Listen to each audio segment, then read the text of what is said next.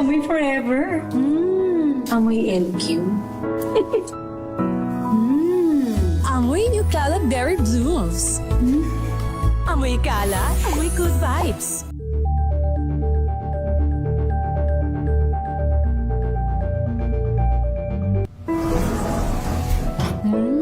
Amoy forever. Amoy LQ. Amoy New Caleb Berry Blooms.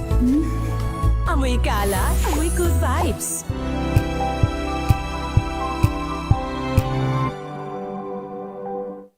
Maulan man, no worries na amoy kulob ang damit. Charm, Fabcon, bangong kumakabloom, tanggal amoy kulob sa bango ng charm. Kaya gamit ko, Charm Fabcon with Bloom Fresh technology. Kills 99.9% of kulob-causing bacteria.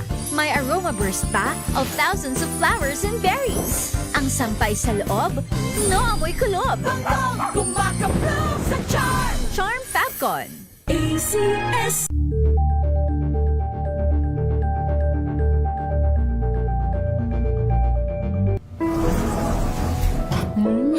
Amoy forever. Amoy LQ. Amoy New Caleb Berry Blooms. Amoy kalat, amoy good vibes.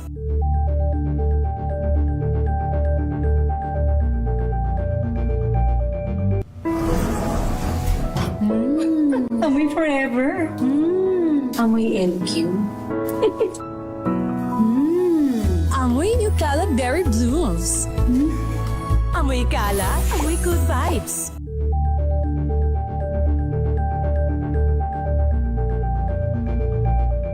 Hello, Washi! Laundry day na naman! Yay! Anong meron? Mancha ng chocolate, Oh. putik, may libag pa! Kaya natin yan! With Pride Washing Machine Detergent, may triple stain-away formula. Tanggal ang makapit, madikit, at madupit na dumit mancha. Kaya easy-easy ang labada. Mula noon hanggang ngayon! All you need is pride. All you need is pride. ACS.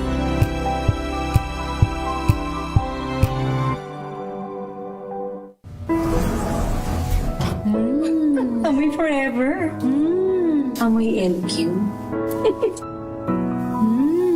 Amoy New Caleb Berry Blooms. Amoy kalat, amoy good vibes.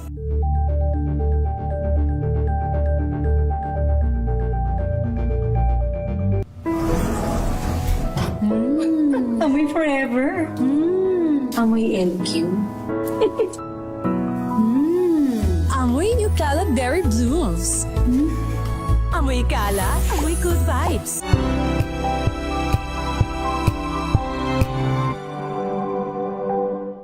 Maagang balitaan, maagang usapan sa mga issue at balita. Kasama si Kuya Angelo Palmones sa Magandang Umaga Pilipinas. Mula Lunes hanggang Biyernes.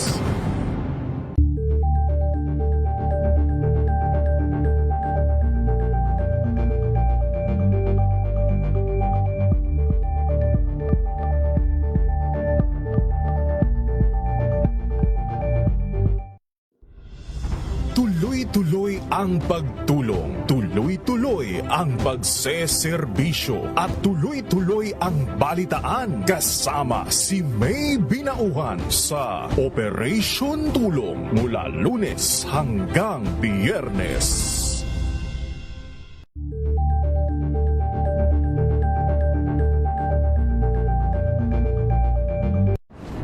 Kung good vibes ang hanap mo, dito ka na sa sigurado! Mula sa mga istoryang nagbibigay ng inspirasyon hanggang sa mga kwentong may dalang solusyon. Mga balitang pampagaan ang pakiramdam at papaganda ng araw.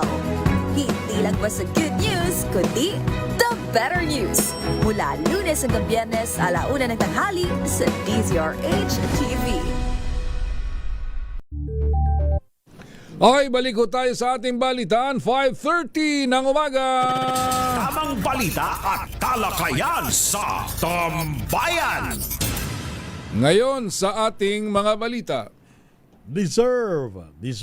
Ito ang reaksyon ni ACT Teachers Representative Antonio Tino sa resulta ng Pulse Asia Survey kung saan bumaba ang trust rating nila Pangulong Bongbong Marcos at Vice President Sara Duterte. Giit ni Tino, hanggang ngayon kasi hindi pa rin bumababa ang presyo ng mga pangunahing bilihin, kuryente, tubig, gasolina at hindi pa tumataas ang sahod ng mga manggagawa. Tinukoy ng kinatawan ng patuloy na kapanungan ng taong bayan tungkol sa confidential fund na kinasasangkutan ng Vice Presidente na hanggang ngayon ay hindi pa rin mareresolba. Bukod pa rito, ang pangakong hindi pa natutupad ni PBBM na may mapapanagot na malaking isda sa isyu ng kapiwalian kaugnay sa flood control scandal. Ikinabahala naman ni Senador Francis Kiko Pangilinan ng 2 araw na military drills ng China sa paligid ng Taiwan. Ayon kay Pangilinan, ito'y nagdudulot ng pangamba hindi lamang sa mga mamayan ng Taiwan kundi maging sa mga Pinoy na naninirahan, nagtatrabaho at nagbabakasyon doon. Giit ng senador, hindi mabubuo ang kapayapaan sa mundo sa magitan ng banta ng pananakop, pagpapalawak ng mga dayuhang base militar o war games. Ang tunay niyang kapayapaan ay nakaugat sa individual at kolektibong karapatan, sa sariling pagpapasya at kalayaan mula sa pambubuli o pangharas ng mga makapangyarihang bansa, China man ito o Amerika. Labas tayo ng ating himpilan, isang driver ang nakaligtas sa aksidente sa kotse. Makaraang marespondehan kaagad ng mga otoridad. Alam natin ang iba pang detalye. Edwin Duque. Edwin! Pero ligtas at nasa maayos na kalagayan ang driver ng kotse na na-aksidente sa Quezon City kanina pagpapadaling araw. Matapos ang halos 2 oras na nakataob o nakatihaya sa loob na dahil nga sa isang self-accident sa kabanito ng Quezon Avenue.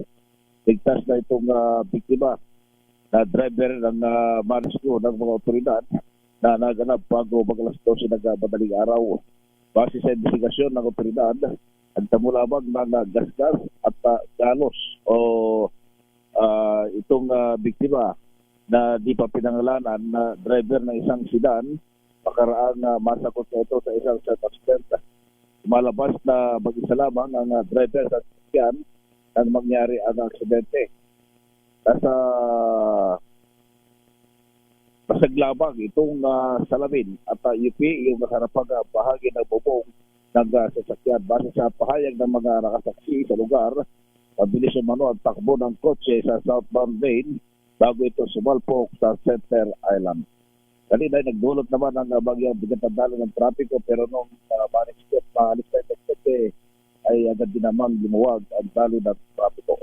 Ares 43 and dito nagulat sa DZRH una sa Pilipinas, una sa Pilipinas. Maraming salamat, Edwin Duque. Ay ingat-ingat ho sa ating mga kababayan. Magbabalik ka na sa Metro Manila, abay ingat-ingat sa biyahe sa mga lansangan. Para makaiwas tayo dyan sa... Lalo na ngayon, parang Raymond, panaka-naka ang pag-ulan. Ako, napakadulas ng kalye. Kuminsan, mas mahirap yung ganun na yung... mas madulas yun. Yung biglaan ni buti pa yung ulan talaga, as in na malakas. Ayun, para linis yung kalsada. At saka aware ka na basa ang kalsada. Pero yung ambon-ambon lang, nako. Tapos may mga portion na hindi naman uulan. Ay, nako, madulas lalo yan. Ingat-ingat ho. Matagumpay naman na nasagip ng US Navy ang 3 mangisdang Pinoy na nasira ng fishing vessel sa South China Sea. Ito'y matapos maglunsad ang crew ng USNS Cesar Chavez. Cesar Chavez ng rigid-hulled inflatable boat para ma-rescue yung mga mangisda. Sa ulat, pinasok ng tubig ang makina ng kanilang fishing vessel noong December 28 dahil sa malakas na alon, kaya't nagpalutang-lutang sila sa dagat. Nasa maayos namang kalusugan ng 3 base sa resulta ng isinagawang medical evaluation. At speaking of vehicular accident, nako, eto. Isang hukom ang nasangkot sa aksidente sa Pilar, Bataan. Isa sa kanyang mga sakay ang sugatan. RX number 37, Danny Comilang. Danny, good morning. Yes, good morning. Lakay Raymond. Isang vehicular accident ang naganap sa kabaan ng JJ Lirao Road, Barangay Nagwaling Pilar, Bataan. Sa tapat ito ng Oil Box Gasoline Station kung saan sangkot sa aksidente ang isang hukom o judge 9:30 kagabi. Batay sa paunang investigasyon ng Pilar Municipal Police Station, lumabas na ang minamanayong sasakyan ng isang hukom na isang pick-up ay sakay nito ang 4 na individual na patungo sila sa Bagak, Bataan. Habang ang Hyundai Accent Wagon na kulay itim na minamaneho naman ito ng 49 anyos na lalaki na residente ng Barangay Palili Samal ay patungo ito sa Barangay Alauli proper sa bayan ng Pilar. Pagdating sa bahagi ng isang karsada na may matarik na kurbada at may solid yellow lane, sinubukan umanong mag-overtake ng driver ng Hyundai sa sasakyang nasa unahan nito at biglang pumasok ito sa linya ng direksyon na tinatahak ng sasakyan ni Judge dahilan upang magbangga ng dalawang sasakyan. Dahil dito, kapwa nagtamo ng pinsala ang dalawang sasakyan habang ang isang pasahero ni Judge ay nagtamo ng pinsala na sugatan at agad na dinala sa Mount Samat Medical Hospital para sa karampatang gamutan. Ang dalawang sasakyan ay isinailalim sa kustodiya na ng Pilar Municipal Police Station para sa wastong disposisyon. Dani ko bilang RS37, di sa Rich, una sa Pilipinas, una sa Pilipino. Salamat, Danny Kumilang mula sa lalawigan ng Bataan. Pag nakita niyo yung solid yellow lane, ibig sabihin, yung mga kumuha ng nag-driving lesson, abay, definitely walang overtaking. Ayan. No overtaking, yun ho ang ibig sabihin ng solid lane. yellow lane. Kaso, parang Raymond, pagkagabi na wala na. Dinidisregard nako. na yung ganyan mga Nako. traffic sign. Oo. Hindi baling medyo late ka nang dumating, huwag ka lang maaksidente sa kalsada dahil sa iyong pagmamadali. Ngayon, kung gusto mo maagang makarating, agahan mo umalis. Ganun lang yun. Oo. Adjust to tayo. Para tayong hindi natuto na sa atin. Bawa, sasabihin, traffic sa EDSA. Oh. Di agahan mo. Traffic pala eh. Alam na natin yun eh. You know the kwento na drill. yun. Ika nga.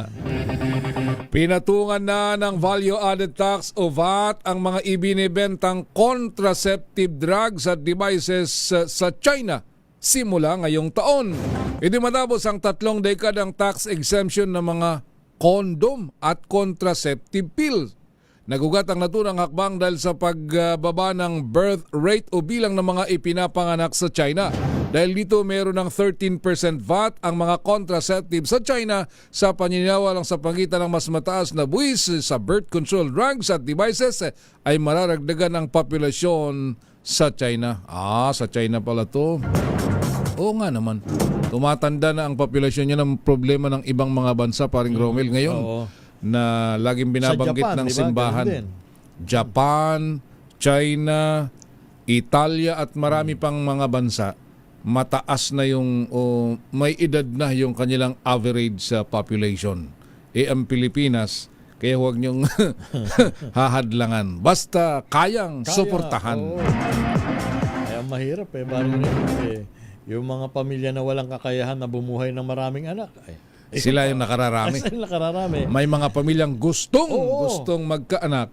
Kayang-kayang magkaanak kahit sandusena. Hindi naman nabibigyan ng biyaya.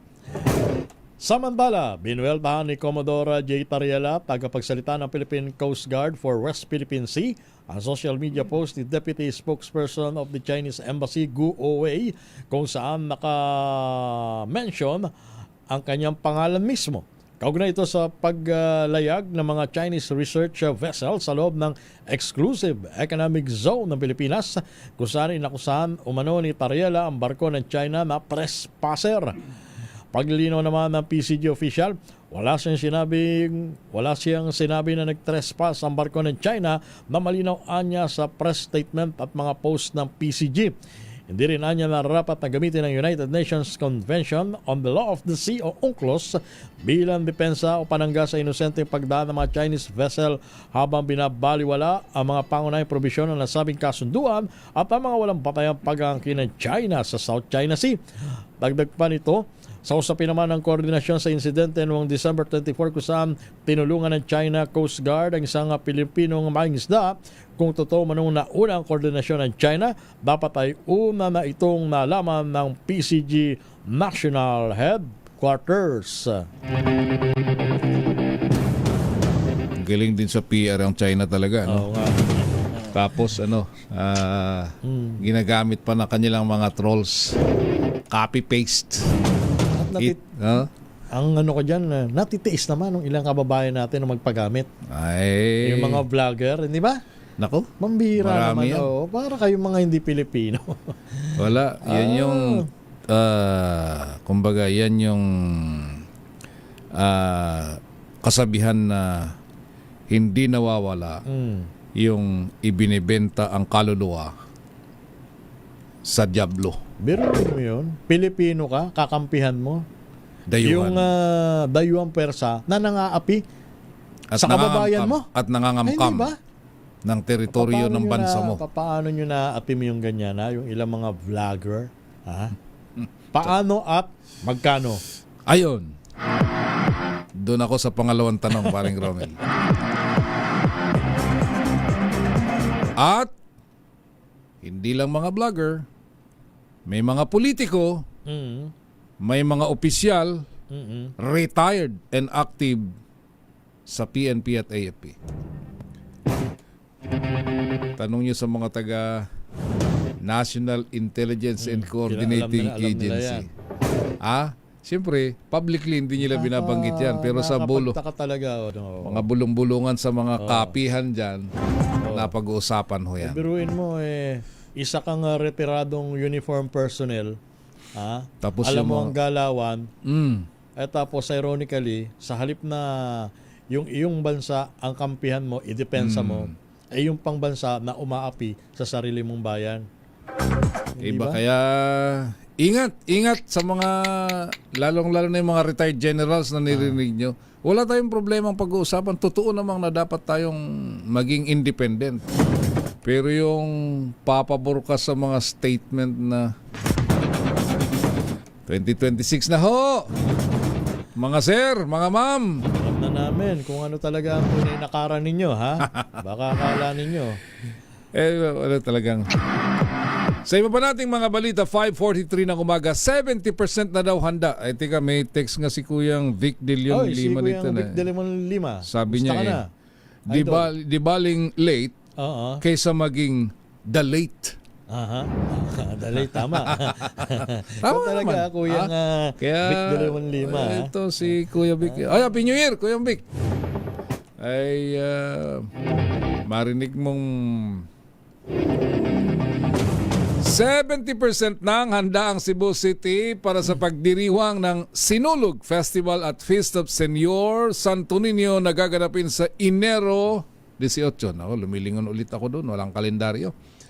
Baka naman na ayon sa Cebu City Government, handa na ang kanilang sistema para sa parehong religious at cultural event ngayong buwan. Magsisimula ang Sinulog Grand Parade sa isang banal na misa na panguna ni Archbishop Emeritus Jose Palma at inasang matatapos bandang alas 7 ng gabi. Magkakaroon ng mga bleachers at portalets sa kabaan ng ruta habang inikayat naman ang mga establishmento na paintulutan ng publiko na gumamit ng kanilang mga palikuran o comfort rooms.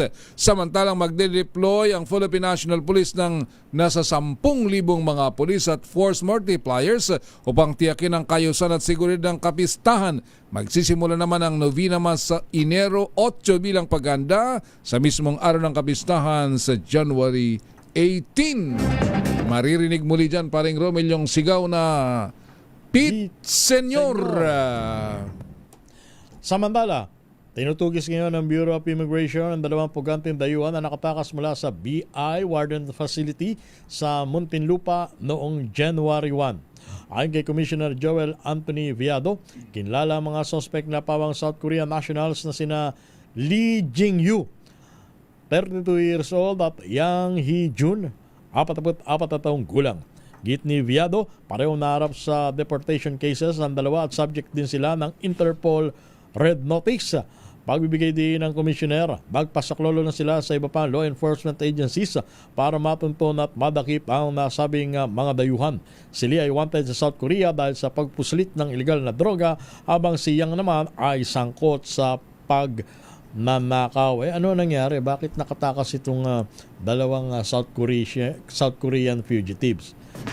Hindi na bago pag ganyan. Kaya nga, at saka Pag nasa custody ng may custody, tapos biglang nakatakas. At saka nangyari, parang Raymond, January 1. Di ba naka-alerto ang lahat ng law enforcement agency? Ano ba nangyayari rito? Kuminsan, nagagalit yung mga taga-agencies. Halimbawa, pag custody ng PNP at nakatakas, nagagalit yung mga pulis pag sinabi mong, hindi yan nakatakas. Sa Bureau of Immigration, ganun din. Sa Bureau of Jail Management and Penology, sa Bureau of Correction, sasabihin mo, hindi yan nakatakas. Pinatakas yan. Ayan. Parang, yung Korean, maalala mo yung bumaba sa, ibinaba doon sa Quezon Avenue, sabi nung report nung taga-BIA, tumakas daw sa Quezon City Prosecutor's Office. Yung pala may video na bumaba pa. No, ibinaba, sinadyang ibinaba. Ibig sabihin, sa may kasama. Ay, nako. At saka galing sa van. Bakit galing sa van na private van, hindi doon sa sakyan ng taga-immigration? Kaya bumabalik na naman yung question na yan. Kaya huwag kayong magagalit. Huwag kayong magagalit. Kung magtanong, nakatakas nga ba? At bakit nakatakas? Kung nakatakas nga. Paano at bakit? O, may dagdag pang tanong. Alam niyo na ang kasunod. Oras natin, 5:47 ng umaga. Tamang balita at talakayan sa Tambayan.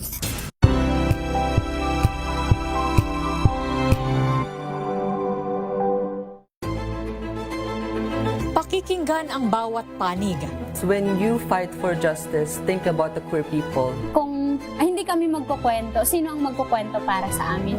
Ang mga panawagan, ipababatid. Hindi talaga ito masusing pinag-aralan ng gobyerno. The women who are beaten and abused. It's time to listen to their voices. Buhayan ang iba't ibang boses. Mga kwento mula sa iba't ibang anggulo. Dito lang sa Point of View. Mapapanood tuwing linggo, alas 12 ng tanghali sa DZRH TV.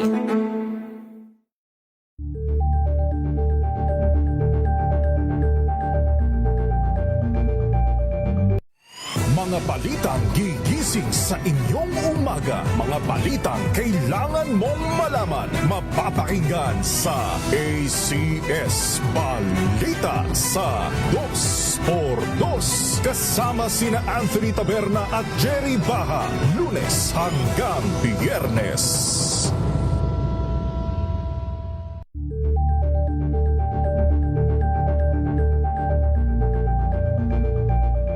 Tambalang Anthony Taberna at Jerry Baha ang gigising sa inyong umaga dahil lalatay ang humahagupit na diskusyon at komentaryo. Lunes hanggang Biyernes sa 2x2.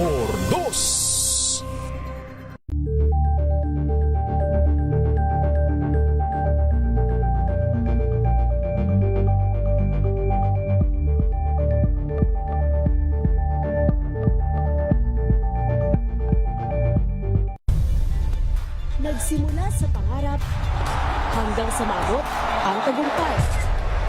Iba't ibang kwento, iba't ibang mukha ng atletang Pilipino.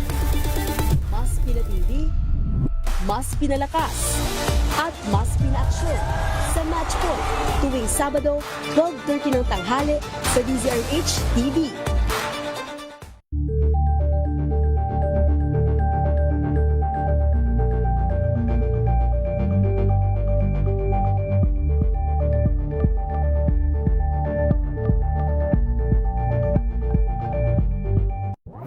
Got you covered. From the hottest hits, exclusive interviews,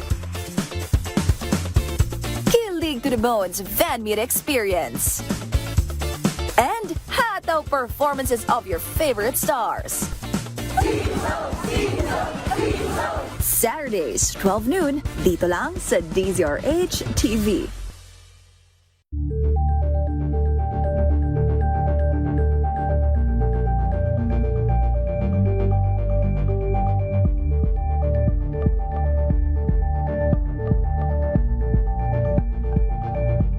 Curious ka ba sa maraming bagay?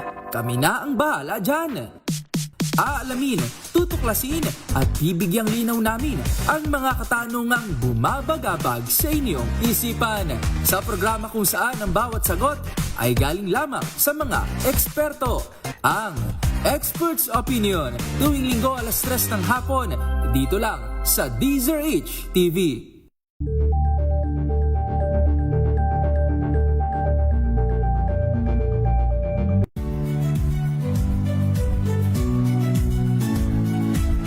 Magandang araw mga kaibigan. Ito po ang inyong balerina ng bayan, si Lisa Makuha Elizalde, na nag-aanyaya sa inyong samahan kami at ang aming mga espesyal na panauhin para sa kalahating oras ng masayang kwentuhan sa aming programang Art to Art, kung saan ang usapang sining at kultura ay para sa lahat. Huwag kaliligtaan, tuwing linggo, 3:30 ng hapon, dito lamang sa DZRH Radio, DZRH TV, at via online streaming. Bago mag-6 ng umaga, Tamang balita at talakayan sa Tambayan. uy, yung mga gagamit ng Marcos Highway, nako, bababa at paakyat, mukhang napakahalagang section ito eh. Dahil yung Badiwan section ng Marcos Highway sa Tuba, sarado dahil sa pagtagli ng isang truck na mawalan ng kontrol at bumalandra ngayong umaga. Ayun, ito yung matarik na bahagi, paring Romel. Kung galing ka ng Baguio, matarik na bahagi, yan, yung unang lulusungan mo. No? Kung galing Marcos Highway yan, kung galing ka naman sa baba, paakyat, ito yung huling-huling porsyon na aakyatin mo bago ka sumampa doon sa may gasolinahan ng Petron. Si Romy Gonzales, balitaan tayo mula sa Baguio. Romy, magandang umaga. Morning, Lakay Romy. Yes, good morning, Lakay Romeran, Raymond. Napakatindi yung traffic ay dinulot ngayong umaga dahil bumalanda, tumagilid kasi itong napakalaking truck na yun. Ewan ko kung ano yung mga sako-sako na karga nito. Bumaliktad, nawala ng control ngayon ng bago mag 5 o'clock dyan sa may area ng Badiwan, dyan sa may area ng Tuba Benguet. Tama yung sabi ni kasamang Raymond, yung matarik na bahagi yan, paakyat at pababa mula sa Baguio City. Hindi tuloy makadaan ng napakahaba na ayon sa report ni Mr. Paeng Valencia. Yung traffic, paakyat at pababa galing Baguio at paakyat ng Baguio ngayong oras na ito. Medyo siguro kukuha pa sila ng crane o kaya yung mga malalaking equipment para maitabi itong naturang truck na tumagilid nga sa naturang lugar. O kaya yung siguro medyo maghintay muna yung ating mga motorista ng siguro ilang oras lang siguro ito para nang sa ganon ay bigyan daan para matanggal itong tumagilid at gumalandrang truck. Romy, tinitingnan ko yung sako, parang chicken dang yung laman eh. Kay paakyat kasi ito eh. Paakyat na kay. Malamang hindi na niya na-control nung umaakyat yan. Sobra kasi kung magkarga itong mga... Yun, masyadong overload. Overloaded masyado. Kaya ganyan. Kaya hindi lang isang beses nangyari yung ganyan na kay marami ng pagkakataon na marami bumabaligtad na mga malalaking truck na punong-puno. Talagang pinupuno yung kanilang mga truck packet ng Baguio. Sobrang load na sobrahan sa siguro, pero ang masaklap nito babaan yan at saka akyatan. Oo, yung oras na ito, ang dami ng mga sakyang bumababa at umaakyat dyan. Sigurado, hahaba yung traffic hanggat hindi na tatadi yung malaking truck na bumalagbag dyan sa area ng Badiwan, Lakay. Mabuti, Lakay Romy, walang nasaktan. Wala naman. Talagang siguro nung alam na nila, sigurado tumalon yung pahinantin yan. At least parang yung tinitignan ko, nako, baka yung driver, parang nahirapan sigurong lumabas yan dahil nasa driver side yung tumagilid na truck dyan sa may area ng Badiwan. Alright, sige, balitaan mo kami kung kumusta magiging clearing operation. So yan muna latest na update. Ito si Harry 41 Ronnie Gonzalez para sa DZRH. Una sa Pilipinas, una sa Pilipino.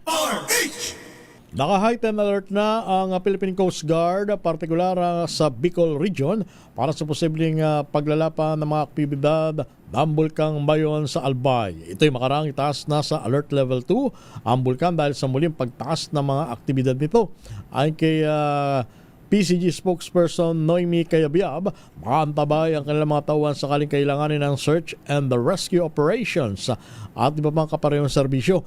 Makikipag-ugnayan na din anya ang PCG sa mga Provincial Disaster Risk Reduction and Management Office at makakulang ayon siya para sa deployment ng resources sakaling mag-alboroto pa ang aktibong bulkan. Yes, Mami, tama po kayo sa direktiba po ng aming komandante na si Admiral Ronnie Hildeman. Ang lahat po ng deployable response groups sa area po ng Bicol, particularly sa Philippine Coast Guard po, ay nakataas na po ng heightened alert status in preparation po ito sa pagdedeklara ng alert levels to status ng Bulkang Mayon. So lahat po ng ating mga assets at mga resources po ay naka-standby at naka-activate na po upang magsagawa po kung kinakailangan ng search and rescue operation, kasama po yung humanitarian assistance at pag-evacuate po ng ating mga kababayan kung kinakailangan na po. Nais isailalim naman ng Philippine National Police Iloilo sa paraffin test ang partner ng yumaong si Dueñas Iloilo Vice Mayor Amy Paz Lamasan. Sa isang panayam, sinabi ni Iloilo Police Director Police Colonel Kim Legada na ipadala na ng legal team ang kanilang request kay Lord Byron Torre Carrion para sa nasabing pagsusuri. Bahagi ito ng kanilang ginagawang investigasyon para alamin kung aksidente nga ba talagang nakalabit ng BC Alcalde ang kanyang sariling baril, kaya ito ay tinamaan at sanhi ng kanyang pagkamatay. Ang paraffin test ay ginagawa sa kamay ng isang tao na pinaghihinalang nagpaputok ng baril para malaman kung may presensya ng pulbura sa kanyang kamay. Itinanggi ng Department of Tourism ang pagkakontrata, pagbayad o pagutos para gawing front page o cover ng Philippine Topics Magazine si Tourism Secretary Cristina Frasco. Paliwanag ng kagawaran, private publication at hindi nila official magazine ang Philippine Topics. Pinabulaanan din ng DOT na sila ang nagsabing gamitin ang larawan ni Secretary Frasco sa halip ng mga larawan ng mga kilalang tourist destination sa Pilipinas. Git na ngayon siya ang anumang ulat na gumagamit sa DOT para sa pansariling promotion ay hindi totoo, misleading at mariin nilang itinatanggi. Sa balitang sports naman, napili ang Pilipinas para maging host ng kauna-unang Southeast Asian Plus Youth Games o C+YG sa taong 2028. Ang nasabing kompetisyon ay bilang paghahanda sa mga atletang 17 anyos pababa para sa Asian Youth Games at Youth Olympic Games. Ito ay binuo sa pagitan ni Philippine Olympic Committee President Abraham Bambol Tolentino at sa tulong ng suporta mula sa National Olympic Committee Presidents ng ibang mga bansa gaya ng Thailand, Indonesia at Malaysia. Pagtapos ng unang torneo ng C+YG sa 2028 ay gaganapin ito kada 2 taon. Magpakitang gilas sa balitang showbiz. Magpakitang gilas si Pinoy singer Marcelito Pomoy sa New Year's Eve party ng US President Donald Trump na the perfect kick-off sa Palm Beach noong December 31. Ibang klase talaga ito si Marcelito Pomoy, ha? Ang guest, walang iba kundi ang Pangulo ng Amerika. Kinamayan pa siya, nagkamayan sila. Pero mo yan, uploaded sa Instagram account ni Marcelito ang larawan niya kasama ang first couple sa naturang event kung saan inawit niya ang classic na kantang The Prayer. Matatandaan nakilala si Marcelito sa Pilipinas marang masungkit niya ang kampiyonato sa ikalawang season ng Pilipinas Got Talent noong 2011. Umugog naman ang kanyang pangalan sa international stage noong 2018 nang lumabas siya sa The Ellen DeGeneres Show at sumali din sa America's Got Talent, The Champions noong 2020. Iyan ang Pinoy. At least may mga balita tayong ganyan na hindi puro negative. Nakakaumay na yung mga ibang balita natin. Puro katiwalian eh. Doon tayo sa positive. Ay, good morning ho sa lahat ng ating mga taga-subaybay. Mayor Zenny Mendoza dyan sa Talisay. At si Lawrence Pesigan, good morning din ho. At kay Congressman Ador Pleito sa ika-6 na distrito ng Bulacan. Angat, Morris Zagaray at Santa Maria. Good morning ka-girly Pleito at dating Mayor Yoyoy Pleito. At syempre, hindi makakalimutan ni Francis Cuaco namin dito na batiin si Strawberry Lopez. At meron pang kasama, si Happily Joy Carnation. Max naman Francis Cuaco. Happy New Year! At sa lahat ng ating mga taga-subaybay, kami ang inyong nakasama ngayong umaga at sana ay maging mas maalwan muli. Ating panalangin lagi, mas maalwan ang 2026 para sa ating lahat. Ako ho si Raymond Dadpaas. At ito nyo lingkod, si Romel Fuertes. Standby, susunod ang advokasya nila Kuya Bong Ariola at Tina Nolasco. In the meantime, 2 minuto na makalipas ang alas 6 ng umaga. Tamang balita at talakayan sa Tambayan. This time check is brought to you by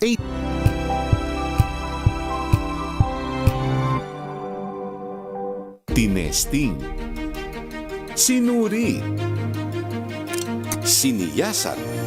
Ang resulta?